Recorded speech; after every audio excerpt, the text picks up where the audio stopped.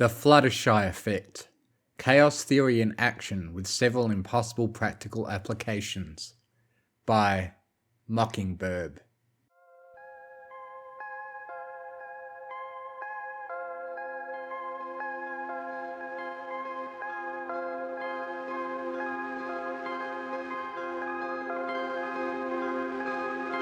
One part of Pegasus magic is called airfeel.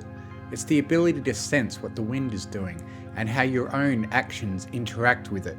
Talented fly ponies like Rainbow Dash use airfeel every time they move their wings to create eddies in the air that pull the Pegasus forward instead of holding her back.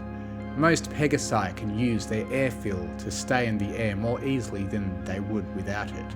In the greater scheme of things, airfeel is at best a rather tiny part of harmony. At least that's what most ponies would tell you, if they ever thought about airfeel at all.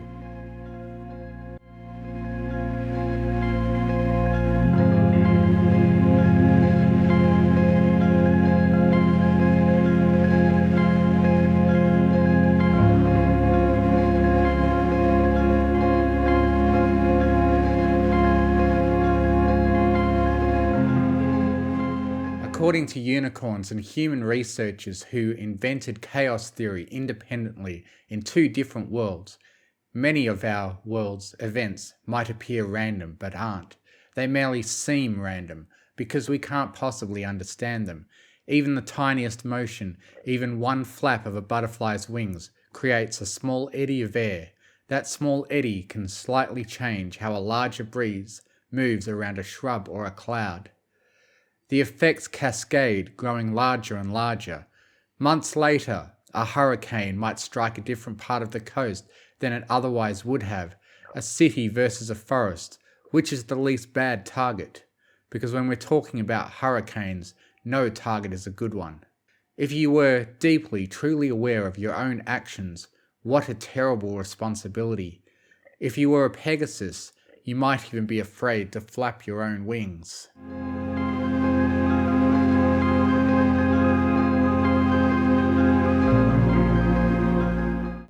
I don't know why you find this so hard, Brass Whistle said. You spread your wings, you let your Pegasus magic sense the airs flow around you.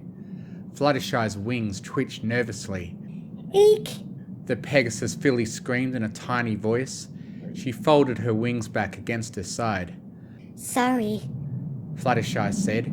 It's just too much for me sometimes. It's like a million things all crashing in on me at once. Brass Whistle reached up and rubbed his moustache. It's okay, he said.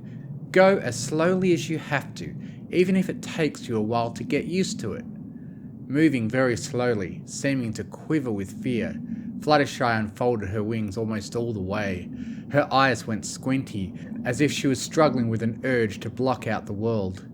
Good, Brass Whistle said. Closing your eyes is good, if it helps you concentrate on your airfeel. Fluttershy shivered. Eyes open or eyes closed, it doesn't really help. It's pretty bad either way. Brass Whistle nodded. Just stand like that for now, with your wings open.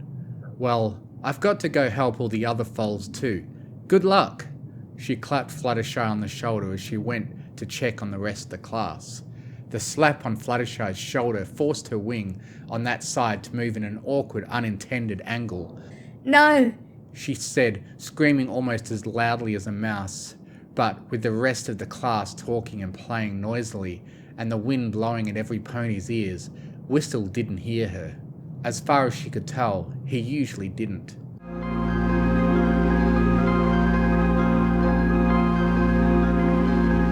It had been the worst flying accident of Fluttershy's entire life. She'd only ever slowed her fall very, very late, in the last moments before what could have become her death. Fluttershy had encountered a strange new kind of updraft and taken advantage of it. She was lucky not to be seriously hurt. Lucky indeed, if you could call it that. For the first time in her life, Fluttershy was on the ground. Fluttershy felt a tiny breeze as something moved. Her head turned to look. It was a small, colourful creature which seemed to be almost all wings, and only a little bit head and body.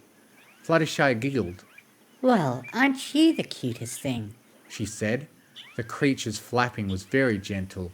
Fluttershy thought it was the way she herself would like to fly, if only her body was built for it. Unfortunately, her body was much larger and heavier than a butterfly's. To stay aloft, she had to exert hundreds or thousands of times as much force. The invisible eddies and ripples moved out in every direction, pushing unaccountable consequences into the world. She couldn't feel all the indirect effects. No Pegasus could, but she could feel enough to make it very uncomfortable for her. To Fluttershy's extraordinarily sensitive airfeel, her own flying was like some pony constantly screaming in her ears. No wonder she didn't like it.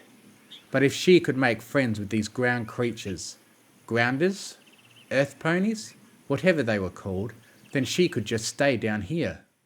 They sure were weird looking. Even the flyers were pretty strange. They hardly looked like ponies at all. But they seemed nice, especially the hopping ones with the big long ears. Fluttershy had heard donkeys had big long ears, so these were probably donkeys. But she'd also heard donkeys were ugly, and these donkeys looked kind of cute. Maybe the ground wasn't nearly as bad as she'd been told, Fluttershy decided. She'd been here for at least 5 minutes, and no pony had bullied her even once. It wasn't like flight camp at all. Maybe this would work out just fine. Fluttershy felt a life-changing musical number coming on. "Found you," Rainbow Dash said. I'm here to rescue you." Fluttershy giggled. Rescue me from what?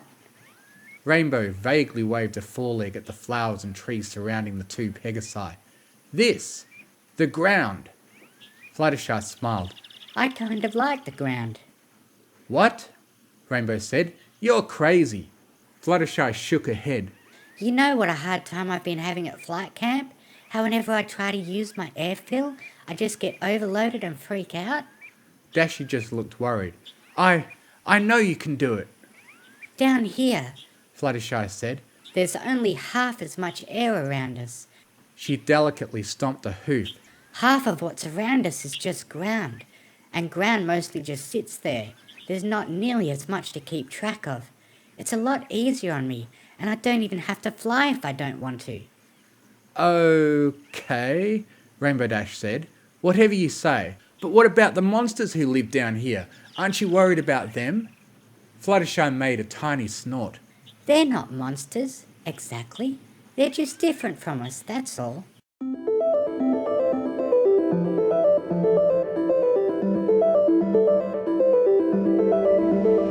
Years later, Fluttershy, Rainbow and several of their friends rode the overnight train toward the frontier town of Appaloosa. The sleeper cabin was dark, but with these particular ponies all together in the same room, the space was hardly quiet. It seemed some pony was always whispering and giggling, or even talking at full volume. Rainbow Dash felt especially bad because she'd been responsible for starting the late night noise. Rainbow knew Fluttershy needed a good night's sleep, but Dashy was also afraid her fillyhood friend was too timid to stand up for herself. Rainbow had an idea. "I don't see why Bloomberg gets his own cabin. He didn't do anything to earn it. A tree just sits there and grows. I guess it can't do anything that makes much difference." Rainbow snorted. "And Fluttershy's really quiet too. So why not let Fluttershy share the private cabin with Bloomberg? Let's just think of Fluttershy as a tree." Fluttershy said. I'd like to be a tree. Rainbow blinked. "Oh, of course." She hugged her fillyhood friend and whispered, "Of course sometimes you would feel that way." "Only sometimes," Fluttershy lied. "Being a Pegasus doesn't make me worry nearly as much as it used to." "That's good," Rainbow murmured. "I'm so glad you're feeling better." "It's not as bad with friends," Fluttershy said. That much at least was true.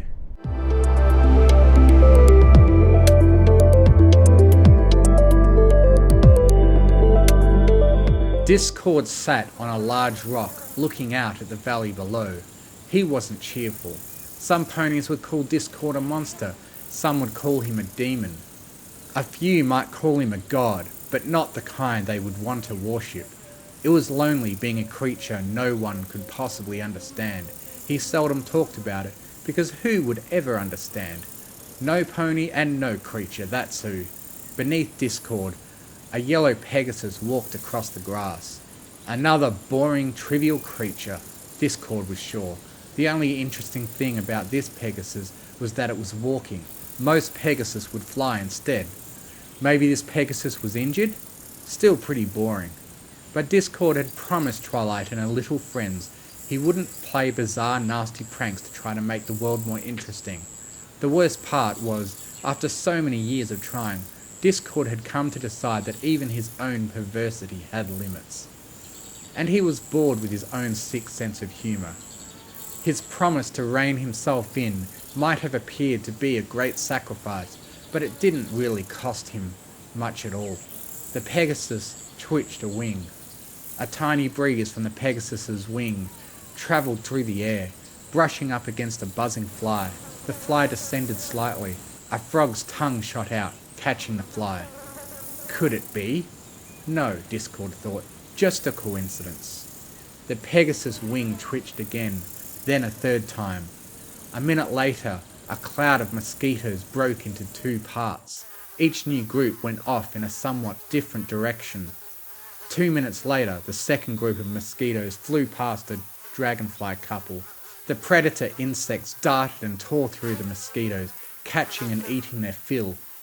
It was not a coincidence, Discord decided.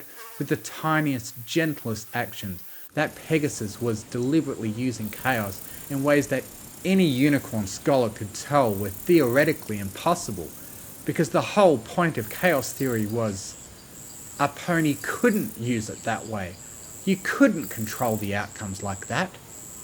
But impossible or not, the Pegasus was doing it, just to help feed her little animal friends. This was the most interesting thing Discord had seen in he didn't even know how many pony lifetimes.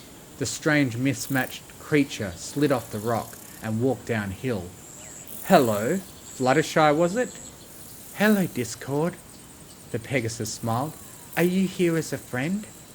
Discord leaned sideways, casually resting one forearm upon empty air. If you'll let me be. It was the beginning of a beautiful friendship. How had Fluttershy decided to take a walk through that one specific valley on that particular morning at that exact time anyway? Discord had finally found some creature who presented him with a mysterious play of chaos that even he couldn't quite fathom. Fluttershy's chaos was kind in ways he could understand, and gentle in ways he sometimes couldn't even grasp the workings of. It wasn't drastic and mean and cruel at all. No wonder he grew to love her.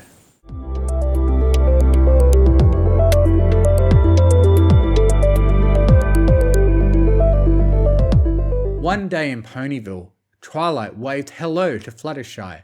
Slight breezes from Twilight's movements brushed Fluttershy's wingtips. The Pegasus's hyper-developed airfield sensed an imminent interaction between Twilight and the cutie map. And what was that strange tingle? It reminded Fluttershy of Starlight Glimmer, that egocentric unicorn who had tried to reorganize an entire town around what she personally wanted. Glimmer had tried to make sure a specific fillyhood disappointment would never happen to her or any pony else ever again.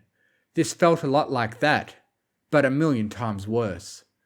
It had a strong tinge of time travel too, like the week when Twilight had met her own future self and had driven herself half crazy trying to organize all ponies to make sure the future turned out the way it should.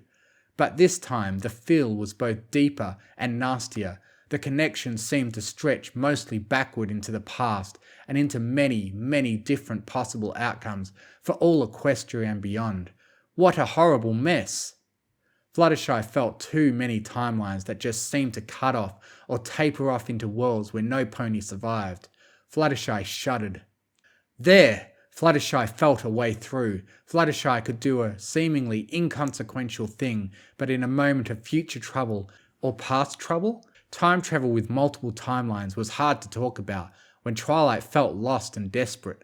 Twilight's memory of this moment would reassure the Alicorn and cheer her up. It might even give her an idea or two. Fluttershy asked, "Are you on your way to the spa, so you and Rarity can have some ponies smear mud on your faces?" Fluttershy smiled. "Isn't it funny how such a fussy pony would want to get her face all dirty?" Twilight chuckled. "No spa for me today. I've been getting the strangest readings from the cutie map. I think something big is going to happen soon, but I don't know what." "Oh, I hope you can take care of it. No, let me take that back. Whatever it is, I know you can solve it." "Thanks, Fluttershy. I feel better knowing I have your confidence." Fluttershy giggled. She said, "I know you do." Greenish light shone through a castle window. Twilight said, "Talk later, gotta run." As the princess ran toward the castle of friendship, Fluttershy said, too softly to be heard, "I really do know you can do it." The timelines felt better now. It would be enough. Tomorrow would happen. Fluttershy and her friends would be in it. And they would be together in a happy, peaceful Equestria.